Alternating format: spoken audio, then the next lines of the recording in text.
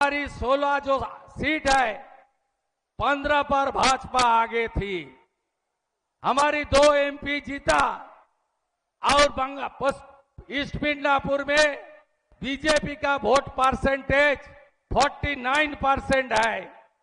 मैं मानवर नेता को मैं बताना चाहता हूं, इस बार 15 नहीं 16 में ही कमल खिलेगा और 55% वोट भाजपा को मिलेगा। मैं आभार प्रकट करता हूं, पिछले लोकसभा चुनाव में इस तरीके से मौसम खराब थे, इसलिए आपका हेलीकॉप्टर नहीं उतार पाए, आप वर्चुअल भाषण दिया तो हम लोग क्षेत्र में 80,000 वोट में एक्स जस्टिस अभिजीत गांगुली जीत के हम लोग दिल्ली भेज दिया।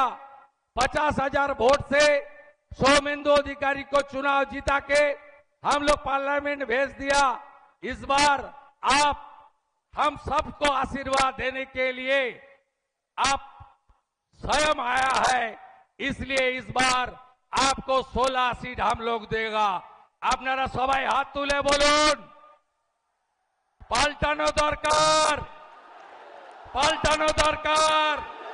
চাই বিজেপি সরকার, চাই বিজেপি সরকার।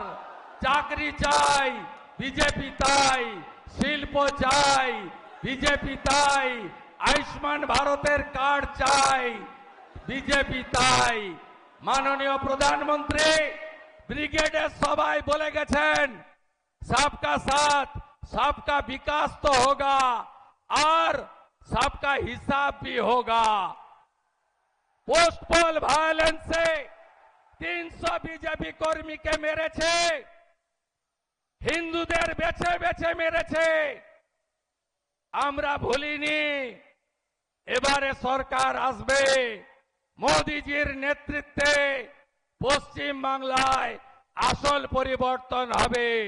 মাননীয় প্রধানমন্ত্রী দমদমে মেট্রোর উদ্বোধনে বলে গেছেন সাংস্কৃতিক রাজধানী কলকাতা পশ্চিমবঙ্গ এর গৌরব হারিয়ে গেছে। বিজেপিকে আনুন, শিল্প শিক্ষা সংস্কৃতিতে বাংলার গৌরব আমরা ফেরাবো। গ্যারেন্টারের নাম নরেন্দ্র দামোদর দাস মোদী।